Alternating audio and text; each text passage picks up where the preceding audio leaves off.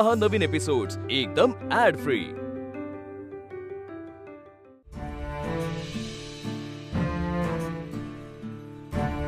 नेत्रा, तू इथे आज अशी अचानक ऑफिस मध्ये?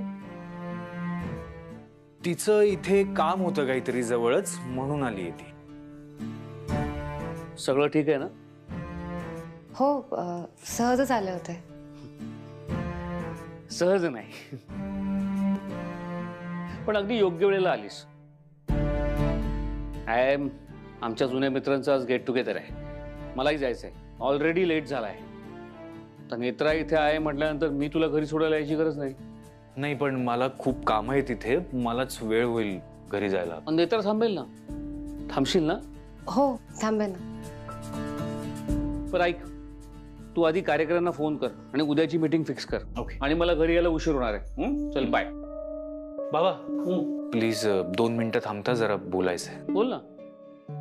ऍक्च्युली मला नेत्राला बोलायचंय काहीतरी तुमच्या समोर। थँक्यू नेत्रा। थँक्यू साहेब, मला काही समजलं नाही। बाबा, नेत्राने जे काही केलंय, मे बी तिचं वे ऑफ थिंकिंग मला कळत नाहीये, पटत नाहीये, पण तिने ममता राजाध्यक्षाच्या बाबतीत, म्हणजे मला असं वाटतं की ममता राजाध्यक्षाच्या बाबतीत तिने जे काही केलंय ते तिला देवीचं वरदान आहे किंवा ती दिव्य शक्ती आहे म्हणून नाही केलंय, तर तिने ते सगळं इमोशनल होऊन केलंय। आय डोंट नो, तुला ममता राजाध्यक्षाबद्दल इतकी आपुलकी का वाटते नेत्रा? पण तुझ्यामुळे ऍटलिस्ट नाण्याची दुसरी बाजू काय आहे हे जाणून घेण्याचं मी डिसिजन घेतलंय। आणि मला रिअलाइज झालंय की राग म्हणजे एक ऍसिड आहे, जे इतकी वर्ष मी बाबा मनात घेऊन जगलो। ममता राजाध्यक्षाच्या बाबतीत 20 वर्षांपूर्वी काय झालं, कसं झालं हे आपल्याला कळेल नाही कळेल मला माहित नाही नेत्रा, पण ममता राजाध्यक्षाच्या बाजूने मी आता विचार करायला तयार आहे। आणि हे सगळं फक्त तुझ्यामुळे शक्य झालंय। आई माझ्यासाठी रुपाली राजाध्यक्षच असेल, पण इथून पुढे ममता राजाध्यक्षाच्या बाबतीत माझ्या मनात राग, द्वेष, गैरसमज काहीच ठेवणार नाहीये मी। अँड आय होप ते फोटो आपल्या घरात कसे आले होते हे आपल्याला कधी ना कधीतरी कळेलच।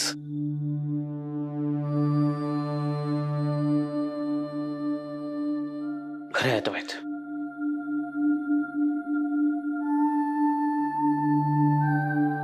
Thank you, thank you very much.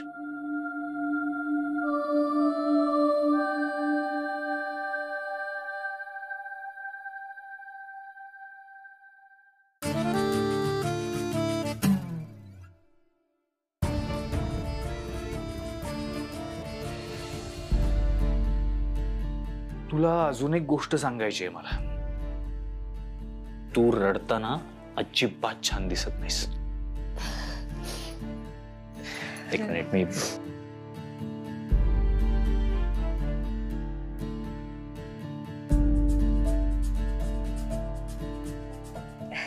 Nice. ये बस, माझे काम आहे, मी ते करून येतो। साहेब, एकटे नका जाऊ, मी येते। नाही, मी इथे समोर काम आहे, तू इथे बस, मी इथून दिसेन तुला।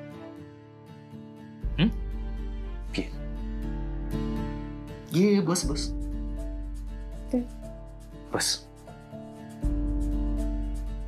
मी चहा सांगतो तुझ्यासाठी।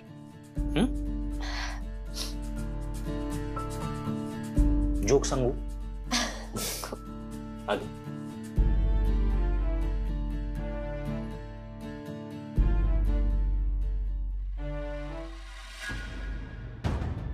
काय प्रॉब्लेम आहे या बाईचा, काय कळतच नाहीये। जेव्हा मी काहीतरी स्वतःहून करायचं म्हणतो तेव्हा तेजस नाही, हे नको करू सा, नाही एकट्याने नाही करायचं, मला आधी गोष्टींची कल्पना द्यायची, प्रॉब्लेम्स क्रिएट होतील, आणि आता काही करत नाहीये तर आईचा पदर सोड। ऐक नाही, बस झाला आता, मला कंटाळा आला या सगळ्याचा. कंटाळा आलाय ना तर शांत बस तेजस. नको माझ्या डोक्याला ताप करूस. सतत कटकट कटकट कटकट बस. कटकट करत नाहीये मी. मला फाल्गुनी म्हणाले की तू नीट दिसत नाहीये, डिस्टर्ब आहेस, म्हणून फक्त तुझी विचारपूस करायला आलो इथे काळजीपोटी.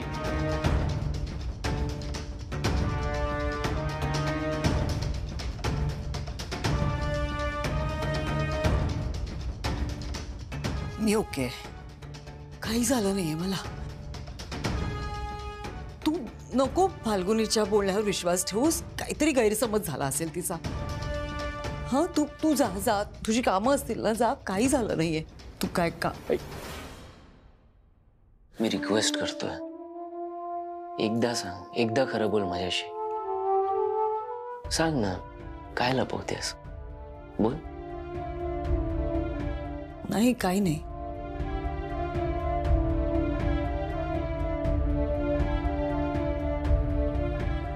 ठीक आहे, नको सांगूस, अंधारात ठेव, नेहमीसारखंच.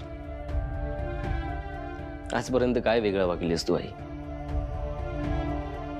मला ना कधी कधी खरंच प्रश्न पडतो, तू माझी खरी आई आहेस ना? तूच जन्म दिलायस ना मला नेमकं? राजाध्यक्षांच्या घरात आणून फक्त विश्वासघात केलायस तू, खोटी स्वप्न दाखवलीस फक्त. वाट लावून टाकलीस का माझ्या आयुष्याची तू? I am sorry. बघ, मला माहिती आहे काहीतरी कारण असल्याशिवाय तू अशी नाही वागणार, पण मला सांग ना. मी नाही जज करणार तुला. बोल, काय झालं? तुझं कुठे बाहेर अफेअर सुरू आहे का? तेजस, नाही, मार ना अगं, घे ना, मार ना, मार. काय बोगी ठेवल्यास अजून? मार कुठल्याही प्रकारे, बघ मला काही फरक पडत नाही. मला फक्त खरं सांग. खोटं बोलतेस माझ्याशी. आता तू जोर जोरात फोनवर बोलवतेस, मी नॉक केल्यावर शांत झालीस, फोन कट केलास. कोणाला बोलवतो? सांग ना, बोल. ठीक आहे, नको सांगूस, पण एकदा तू स्वतः विचार कर की तू काय वागतेस. आई, मी आता शांत आहे, काही बोलत नाहीये, पण एक दिवस बोलेन. आणि असं बोलेन ना की सगळ्यांनाच भोगावं लागेल.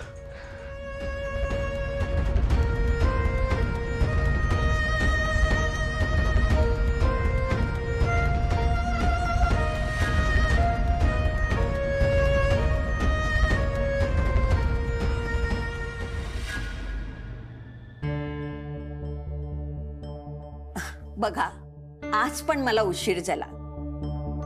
महिला मंडळाची मीटिंग आहे ना, तिथे जायचंय मला. होळी जवळ आली आहे ना, काहीतरी कार्यक्रम करायचा म्हणतायत. हो, तुमची सगळी मित्रमंडळी अगदी मजेत आहेत. विचारतात मला, पद्माकर कसा आहे? मी त्यांना सांगितलंय, तुमचा मित्र पद्माकर लवकरच तुम्हाला भेटायला येईल, तेही स्वतःच्या पायांवर. मी वाट बघते की बाबा कधी एकदा स्वतःच्या पायावर उभे राहतात. वाटेल बरं त्यांना. तुम्ही हाक मारली होतीत मला? हो, यांच्या औषधाबद्दल जरा मला विचारायचं होतं. हे औषध एकदा द्यायचंय का दोनदा द्यायचंय ग? 2 वेळा. बघ, असा गोंधळ होतो माझा. मला वाटलं एकदाच द्यायचंय. आजकाल काही लक्षात राहत नाही माझ्या. महिला मंडळाची मीटिंग आहे, लक्षात आहे ना का विसरलायत? नाही, आहे लक्षात. यांना औषध देते आणि मग जाते. मी देते आई, तुम्ही निघा. थँक्यू ग. आओ, येते मी.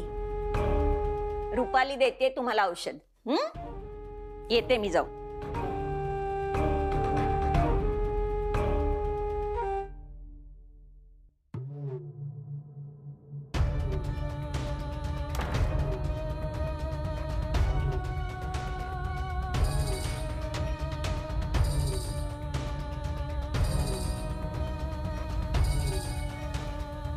काय म्हाताऱ्या, बरं व्हायचंय. 2 पायांवर उभं राहायचंय स्वतःच्या. एक पाय स्मशानात पोहोचलाय. आता बरं होण्यासाठी जरा जरी कष्ट घेतलेस ना तर मी स्वतः तुला अख्खाच्या अख्खा स्मशानात पोहोचवेन.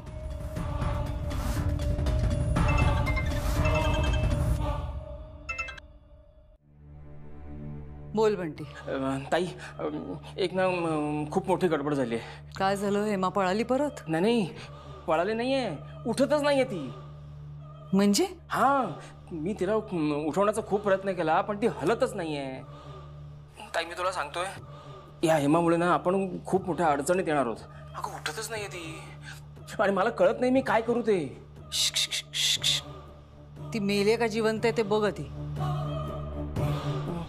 काय माहिती नाही. बघ ना श्वास सुरू आहे का. हा हा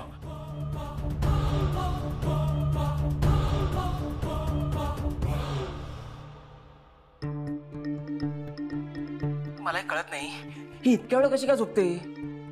ताई मी डॉक्टरांना बोलवू का? म्हणजे हिला काय झालं ना तर माझी वाट लागेल. डॉक्टर कशाला हवेत बंटी?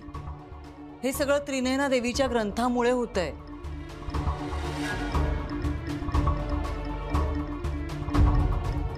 ताई मी तुला सांगतोय, हे ग्रंथाचं प्रकरण ना आपण लवकर संपवूया.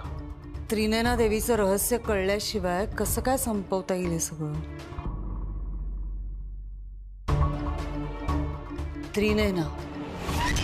त्रिनयना देवीची सगळी माहिती मिळायला हवी ना बंटी आपल्याला. पण मग आता काय करायचंय? जरा धीर धर, बघूया आपण त्रिनयना देवीच्या मनात काय आहे ते.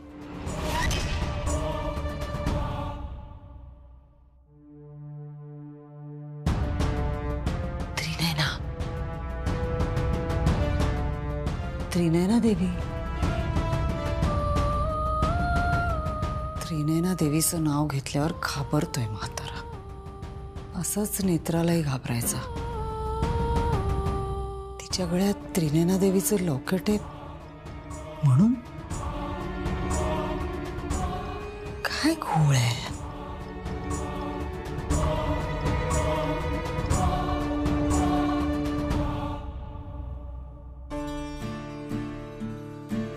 सर.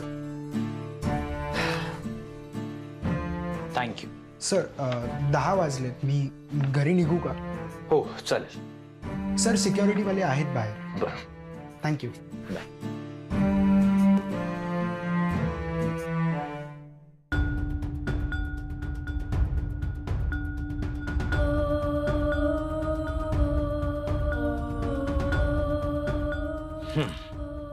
कर सुरुवात. साहेब तुम्ही पण खाऊन घ्या ना.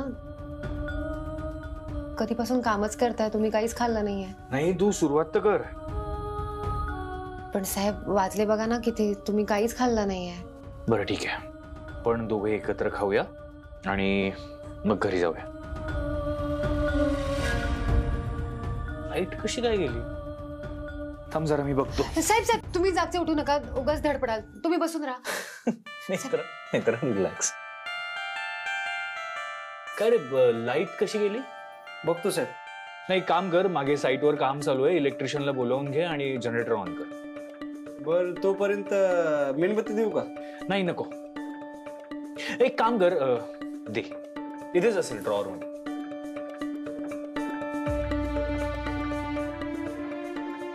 थँक्यू. साहेब तुमचं काम जर झालं असेल तर मग आपण घरीच जायचं का? का तुला भीती वाटते अंधाराची? नाही भीती नाही वाटत.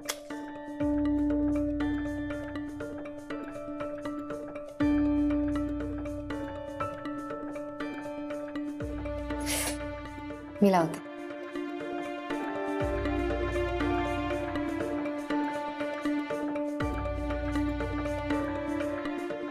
परफेक्ट. तू कॅन्डल लाईट डिनर केलायस कधी?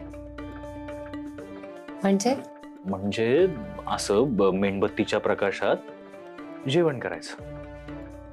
हो खूप वेळा केलंय. Are you serious? तू? हो म्हणजे आमच्याकडे लोड शेडिंग असतं ना, मग आठवड्यातनं 2दा तरी लाईट जातात. मग तेव्हा आम्ही असंच मेणबत्तीच्या प्रकाशात जेवतो, कॅन्डल लाईट डिनर करतो. नाही, आता इलेक्ट्रिसिटी नाहीये, तो विषय वेगळा आहे. मला सांग, कॅन्डल लाईट डिनर का करतात माहितीये तुला? म्हणजे हा कॉन्सेप्ट काय आहे हे माहितीये तुला? सो लोक जनरली हॉटेल्समध्ये जाऊन कॅन्डल लाईट डिनर करतात. म्हणजे आपल्या समोर जेव्हा कॅन्डलचा प्रकाश असतो फक्त, त्यावेळी आपण आपल्या आजूबाजूला जगात काहीही चाललेलं असलं तरी आपण ते विसरून जातो आणि आपलं लक्ष फक्त आपण ज्याच्यासोबत आलो आहोत त्याच्यावर असतं. फक्त त्या स्पेशल व्यक्तीचा चेहरा आपल्याला त्या कॅन्डलच्या लाईटमध्ये दिसत असतो आणि मग हळूहळू ती स्पेशल व्यक्ती आपलं जग बनून जाते.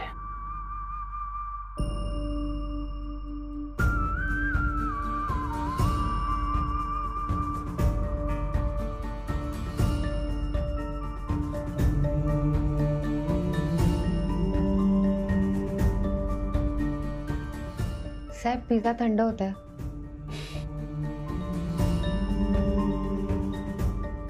हो.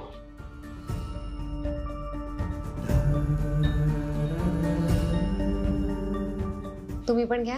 हो. चीअर्स. चिअर्स.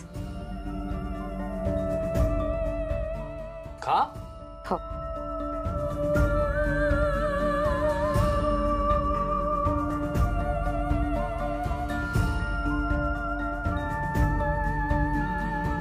बॉडीगार्ड, तू ना स्पेशल आहेस माझ्यासाठी. म्हणजे आतापर्यंत माझ्या आयुष्यातली सगळ्यात स्पेशल व्यक्ती तू आहेस. म्हणजे नेत्रा, तुझ्यात इतक्या स्पेशालिटीज आहेत तर तू स्पेशल असणार ना. म्हणजे बघ, तुला संकेत येतात, तुला देवीचं वरदान आहे, तुझी देवी, तुझा स्वभाव, तुझं वागणं, तुझे डोळे किती बोलतात.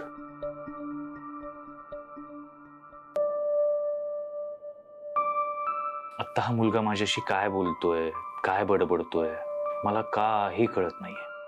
हं? हे मी नाही, तुझे डोळे बोलतायत.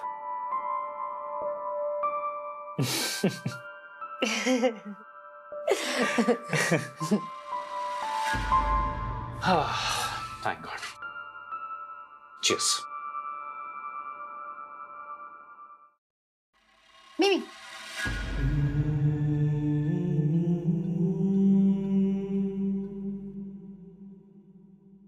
चल.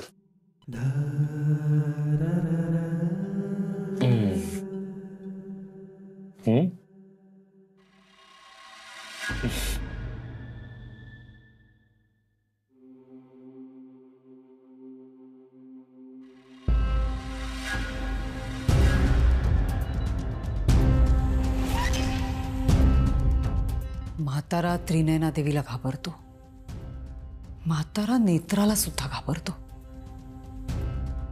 म्हातारा, त्रिनयना देवी, नेत्रा,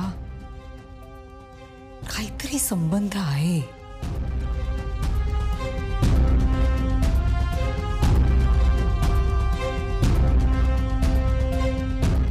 नेत्राला वरदान आहे त्रिनयना देवीचं. म्हणजे ग्रंथाच्या बाबतीत तिलाही संकेत गेलाच असणार. काय गूढ आहे नक्की?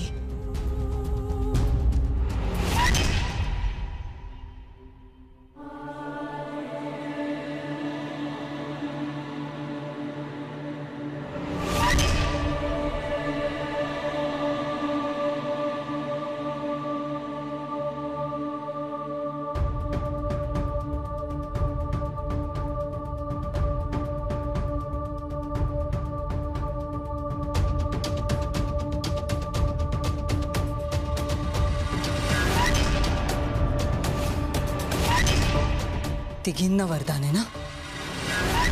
एक नेत्र आहे, आणखी दोघी आहेत. कोणाला वरदान आहे? कोणाला वरदान आहे?